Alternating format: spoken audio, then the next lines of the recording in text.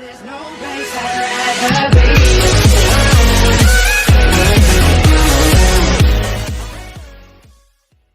Hey guys, welcome back to Talking Chelsea Blues. Welcome back to another video. Hope you're all doing well today. Before we get into this video, please make sure you like, comment, subscribe, turn that notification bell icon on to notify when we upload. Share the channel out as much as possible because it really does help us out. Guys, go and follow us on our Twitch, Twitter and Instagram. Socials will be in the description below. So today we are talking about Julian Nagelsmann and what Chelsea could look like under Julian Nagelsmann, former manager of RB Leipzig, former manager of Bayern Munich, former manager of Hoffenheim as well. Young 35-year-old manager. Dad, what do you think of Julian Nagelsmann? And what do you know of him?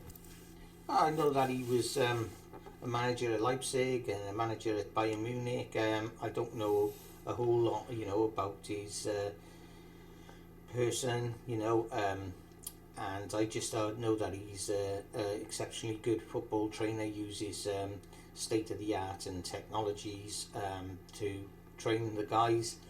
He likes certain formations, especially like the 4-2-3-1.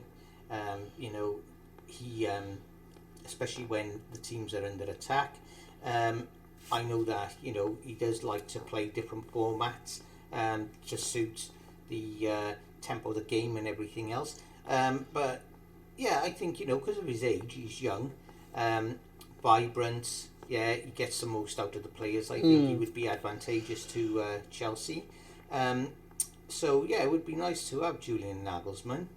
I know we've got Frank as an interim manager now till the end of the season, and yeah, I'd say bring him on. Yeah, so look, in terms of Julian Nagelsmann, what I think, I know he's a young coach with a vast amount of experience for a young coach. He's been a manager for 9 years, and he's only 35. 9 years. He's only 35, guys. Work that out. He started at the age of 28. Does that make it? I think, yeah. He'd be about 27. He started his managerial role at the age of 27, I believe. Yeah. And I know he's a very, very technical manager. I know he likes a lot of different formations, and we'll go into more detail about this in a second. But he brings a substance to a club. He's very, he's one of the lads, but when he needs to be, he's a man of authority, and he's a good authoritarian. You've seen that in the Champions League when RB Leipzig got to the Champions League semi-final. Also, he is very well equipped for this team. With so many good players in this squad that we have, I think he could bring a lot to us. Dad, do you think that there is this situation now where people are saying, young manager, it's going to be like Graham Potter again?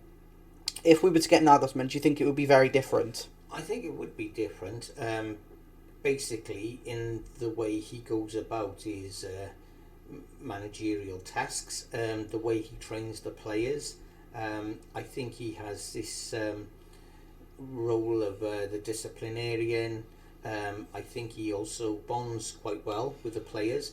I think another thing is we have to take into account, he's sort of an up-to-date man, with a lot of data analysis. I think he scrutinises other teams as well, and the formations they play in, and he's like some kind of radar on his head type of thing that picks up, any sort of how can I say it? Mistakes, any flaws in that team and their way of playing. So yeah, like I said previously, would be advantageous to our Chelsea team. He comes with a good resume as well, even though it doesn't span a long history. But he's got a proven record, and because of his age, that's on his side as well. So he could have many years at our club, managing the boys. So I think he's a great asset, and I would go for him. So for me, the one thing that stands out to me that I don't think you know this, when he took on Hoffenheim, I think it was, in his first managerial tenure. They were in 18th place in the Bundesliga. By the end of the season, they were in 4th place. That's good. They were in a situation, it was do or die. Yeah. Nagelsmann came in, they went from 18th to 2nd place. Second place. How does that sound to you, Dad? Tell me about what you think that means. Yeah, so obviously, like I said, his track record, or proven track record, speaks volumes, yeah? And, you know, to make a team transcend, you know, a failing team especially, who were, you know, down the bottom of the league, where it would be, you know, is, you know, a great, you know, how can I say, he's a bit of a technician, a magician with these players. He knows what buttons to press to get the correct results, you know, and the players playing with fluidity, yeah, with pace, with synchronization, everything comes into play. So I think, yeah, you know, we do need this man, and we need him ASAP. So we have got this idea of what we think Nagelsmann would look like, you know, as a manager at Chelsea, and what Chelsea could look like. But let's talk about his formations and what he does. So in possession, he uses a 3-5-2. And I think that's to pack out the midfield and get fluidity to the strikers. You know, he likes to use the centre-backs to progress at the pitch and use progressive passing lanes to get the ball at the pitch as fast as possible. He also uses a 3-4-3 or a 5-3-2 in the defensive transition. He always talks about the 4 phases of play: the defensive transition, the midfield transition, and the attacking transition. The Toronto transition, I can't remember which one it is, but he always talks about the transitions of play. He is very focused on what you do in the transition between going from defence to attack or attack to defence, or what happens in the midfield. He's very keen on those things. It's the 4 principles, and he always goes on about it, especially in his press conferences and some of the videos I've watched of him. I've watched him, you know, train. I watched him in videos train Bayern Munich, and he's constantly screaming at the lads. He's constantly getting at them, telling them, this is what you have to do. This is where you have to be. This is how you have to be. This is what I want you to be. I want you to be there at this very second for this moment to happen.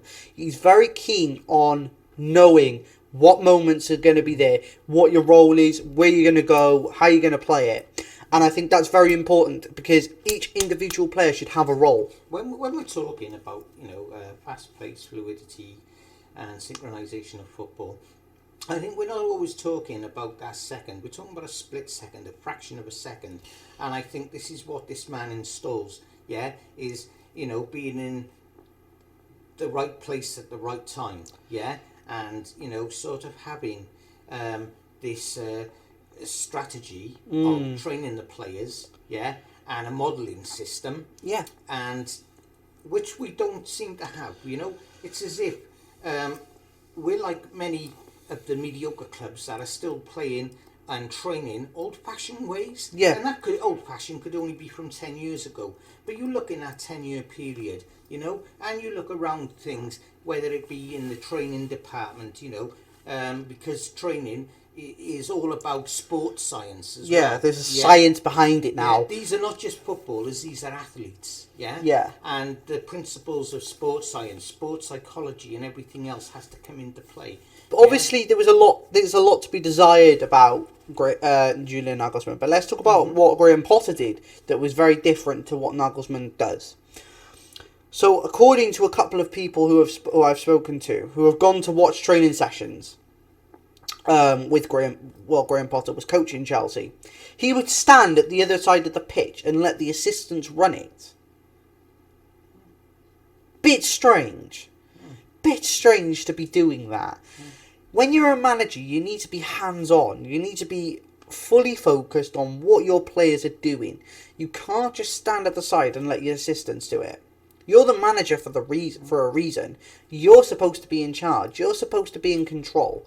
You should have that authority and that respect from your players and your staff to know exactly how you want to play and how they can try and get the best out of themselves. Also, his tactical influence. You know, we look at his pressing game. Is a very intense press. It is bang, split second. You see, it's a trigger. There's always a trigger for a press. You have to train for that reaction. Yeah. Yeah. So it's like, for example, I've watched games with can't even have Nagelsmann. that fraction of a second No. stall. You know, you see it. Yeah. You have And, to go. You know, it's like the light at the end of the tunnel. Boom, you're gone for it, and that's how the way the trainers should be trained to play. Yeah. None of this, you know, always tippy tappy shit, or you know. Sometimes we'll just that can stand work. around, sometimes we'll just jog. I know they're trying to preserve energy and everything else, but you look at when Leeds first come into the Premier League, and manager, what was his name? Marcelo Bielsa. Yeah, he made them play murder ball. Yeah. Yeah. And you know, within like the first half of their season of, you know, coming into the Premier League, they were absolutely dangerous. Yeah, they were a You night. know? You could let. I remember the first time Chelsea played them that season when they first came up. They run, and when they run, I mean they run. Do you remember I said, you know, and you know, the way you train is the way you'll react. It's the same with anyone. You train like an animal, you'll play like an animal. Athlete, a boxer, whatever. Yeah, the way you train is the way you'll react, and that's what this is what our team needs installing them. And also, I'm still going to go on about it until I'm blue in the face. We need a sweep of these players. Yeah, we need You to know? clear up Deadwood, get players in, Rubbish. bring it in, Get rid of it. bring in the great, Yeah. right? Bring in the youngsters. When's the last time you've seen, you know, a plumber with a bag full of redundant tools? Yeah? So, you know, we've got to look. Yeah? At the market now. Yeah. We need to be looking at going, right, okay, so for example, Nagelsmann's going to be our manager, but as soon as someone becomes our manager, whether that's Nagelsmann, Enrique, Ancelotti, whoever, right, the footballing directors need to be sitting down with the manager and the owners and going, right, what do you want for your squad? You need to be having a look now before the window opens. Decide on a list of players, okay, and go, yeah, that is the list. Are there alternatives to anyone that we can't get? If so, we get them, but we go for the main players. But let's go into a bit And more. this is another thing I wanted to say, and you know, I did previously say it, so you know, I'm going to reiterate it again. Is that, you know, there are many departmental fields in football, yeah, and you know, you've got the owners, you've got the managers, yeah, you've got the support staff, you've got the players. Now, okay, it's the players' job to play and to win. It's the, you know, the trainers, support staff to, you know, install the training in them. The manager oversees everything of that, even the buy-in of the players, yeah. And it seems to me that, you know, the owners are meddling in. And they're going a bit crazy with the money. Yeah, and they're trying to be head chef and bottle washer, yeah. You know, and you know, this can't happen. It has to go through departmental areas of that team. When a player is bought, it should be right. When a player is being thought about being bought, right, the owners should go to the footballing directors and go, right, we think this player. The footballing directors then should go to the manager and go, what about this player? And the manager should be able to say yes or no. And if it's no, don't go. Yeah. And if it's yes, go for it. Because if the manager says it's right for his club and his squad, then great. But if not, then don't just be buying players because it's a big transfer, and then you've got all these big shiny lights. It's like toys, you know. It's like a kid at Christmas. It's not like you open a magazine, and think, oh, you know, that player, oh, you know, he played well this week, he played well last season, or whatever. Yeah, you know, this is what... You go on data alone. This is what managers do, geeky people and things like that. You know, you got to listen to the managers, because most of these managers are ex-players as well. And they know. They know. An abundance of experience, and they know who to buy. Yeah, they've been scouted, these people, yeah? So mistakes are made as well. The scouting department needs to be up, but it needs to be based on... I think what Nagelsmann likes is it's based on data. It's based on what they've done well in the season. What was good for them? What formation did they play in? And how did they play that role? What's that role specific? Is their role specific to that player, or is it more specifically to the formation? They need to know these things. But we've put a team together of what we think next season could look like, and what we think Nagelsmann could do. So let's look into it now, and we'll give you our thoughts. So see you in a minute, guys.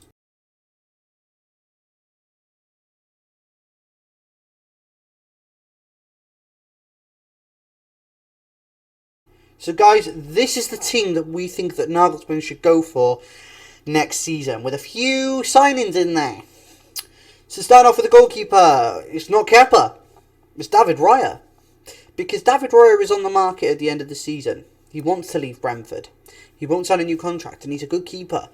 We could get him for about 40 million quid. He's good with his feet. He's a great shot stopper. His ability is second to none. And I think this is the type of keeper that Nagelsmann wants. Is a goalkeeper who can play out from the back with his feet, and give it to the defenders who can then progress at the pitch. And we'll talk about the defenders in a second. But David Raya, you've seen him play for Brentford. Mm-hmm. Do you think he's the perfect fit for this system? Yeah, I would say he's a good goalkeeper. He has great timing. He makes fantastic saves. He could work at Chelsea. Like I say, we do need a sweep of players, and that includes goalies. So we've got to sort of rotate every so often with players. Like a reshuffle. So yeah, I think he could work, and let's see what happens next season. Yeah, okay. So then we move into the defenders. Obviously, as you can see, guys, we got Fofana, Thiago Silva, and Badiashile. Three defenders who can play out from the back with the ball, who can run out from the back. Thiago Silva's got a good passing range. Fofana and Badiashile are very quick defenders and think fast. These are good players who can progress. The wide centre backs can progress out quickly, and take control of the ball and move it forward into the midfield. Dad, what do you think about the way the Nagelsmann wants to play with the defenders coming out from the back and progressing into the midfield? Do you think that's something that we haven't seen enough of? And do you think it's something that has not been seen in the Premier League yet as much as we've seen it in the Premier League a little bit with Man City? But do you think seeing it more with Nagelsmann's sort of side, it can offer us, a way of getting the ball out quickly rather than just hoofing it up pitch? I think, just basically the defence, they're quite static sometimes, they're quite sloppy, with what's his name? Koulibaly in there, basically there's a lot of flaws, errors. It's been very sloppy this season, and even the midfield has been sloppy. So I think a lot of work has to be done on that, no matter who is signed to the club and who is playing. So I think Thiago Silva, he's been with us now for few years, and he's proven his worth. So I like the back three there, so we'll go with that and try it. But let's just see next season who we sign, and I could make some calls for players who are out on loan at the moment. For example, on the left hand side of the defence, we got Badiashile there, but what about a Levi Colwill? Colwell's on loan at Brighton at the moment, and he's doing a tremendous job. You can make some calls. Yeah, you're a YouTuber, not a bloody club owner. No, but I do see a lot of tremendous ability from Levi Colwill, and as someone that Nagelsmann could use. This is real. This is real football, not Subbuteo, mind you, or FIFA. Thiago Silva. Thiago Silva is getting on a bit now, and I think this will be his final season. But I do know Thiago Silva has a great passing range, and I think it's fantastic. Wesley Fofana is the young up-and-coming defender, same as Badiashile and Colwill. So we'll see how they all develop. But I do think Nagelsmann will use the back three quite consistently. Especially if it's something that's worked in the past before with us when we had Tuchel. So we'll see how that goes. But moving into the wing backs as well, we've got Reece James and Ben Chilwell as our two main wing backs, who are two fantastic wing backs. Dad, Reece James and Ben Chilwell. Obviously, we've got Malo Gusto coming in next season as well to be used as a wing back possibly or a right back. Do you think there's this opportunity now to go and find another left wing back, and maybe I like Cucurella. I think he's a good player, but get rid of him. He's done out there. Right, front half might say, yeah, they're two great wing backs, yeah. You've got Reece James and Ben Chilwell. But what you must remember as well, they've been injury prone in the past, yeah. Even though they play still exceptionally well, yeah. I find Reece James in the last couple of games has been a little bit hiccupy, yeah. Not himself, so we just got to see through the rest of the season how he goes. Ben Chilwell, he's Ben Chilwell, the great wing of the game, and we'll see how he goes for the rest of the season. Basically we come into the midfield then, so I'm going to let you start with them. So guys, we've got Enzo Fernandez and N'Golo Conte. There'll be I'm sure there's going to be another midfield signing in the summer, whether that's Declan Rice, whether that's someone like, I don't know, I would like a Sandro Tonali in there. Let me know what you think who should be signed. But for me, I think it's a situation now where we can look at Enzo Fernandez and Kante and say there's two great midfielders. Enzo has a great passing range. Kante can get about the pitch and do the defensive duties. Enzo can also do defensive duties. We've seen him do it very well of recent. Dad, Enzo Fernandez and N'Golo Kante, what do you think? Yeah, it could be a good combo, that. N'Golo Kante, I hope he's back without injury now for the rest of the season. That's another thing we've got to look at. Because sometimes, when they're having consistent injuries, they're never the same player again. But, we'll just monitor it now till the end of the season. And is it Fernandez, is it? Yeah, Enzo Fernandez. And Enzo Fernandez, he's only just come into the club, so we've got to give time there, So we need a complete season to see, how he does get on. But, yeah, overall, it could work for me, yeah, but let's just see. And then moving on into the attacking roles. So in the attacking midfield role, we have Joao Felix. On the left-hand side of the strike force, we have Christopher Nkunku. And then we have, on the right-hand side, Victor Osimhen. I think that Joao Felix, he's a good player, good little player, can play that attacking midfield role really well. Has a great passing and great set of skills. Dad, do you think, with Joao Felix, do you think it could be a permanent signing? Having the skills is one thing, yeah, looking pretty with the ball and everything else. But, it's having that, ability to be fast-paced and have a powerful shot on you, get that ball in the net. I'm not saying anything about Joao Felix, but, he's only just come in this season. So, we've got to give him time, yeah, as we do with all players. And, let's just hope now for the rest of this season and going into next season, that he can prove, that he's worth the money we paid for him. Yeah. So well, we haven't paid for him yet. He's only on loan. But at the end of the season, there's talk of like an 88 million buy.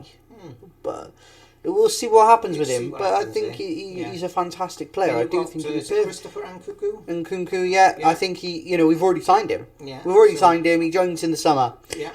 In terms of Nkunku, you've seen him play a little bit. Dad, tell me about what you think about Nkunku. I think he's a fantastic player, and I think he's perfect for this role, especially if Nagelsmann is coming in. So where did he come from? He's come from RB Leipzig, where Nagelsmann did coach him. Yeah. Okay, so he's another good player. Fast-paced, knows how to score goals. So he would be a great asset to our team, especially in this area.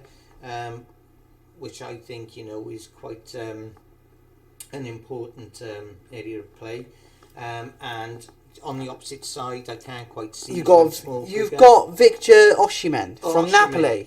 Yeah. Again, another world-renowned player.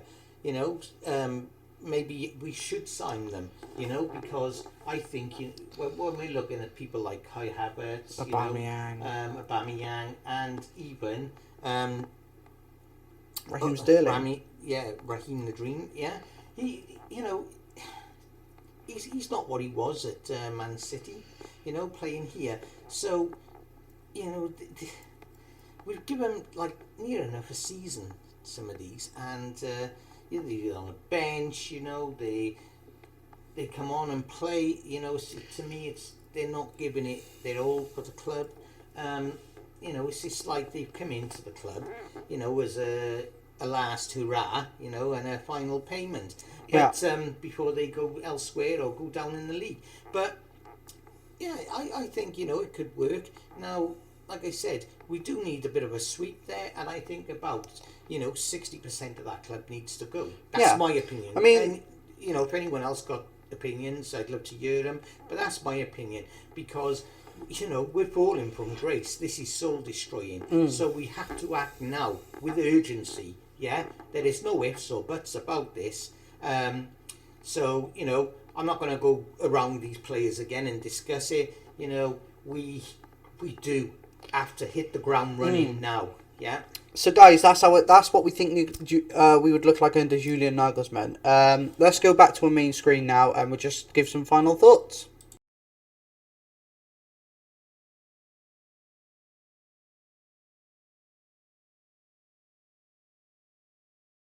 So guys, in terms of Julian Nagelsmann, I do think he'd be a fantastic fit, and he is my number one choice. I do think he provides us that project manager as well, someone who can go for maybe 3, 4, 5, 6 years.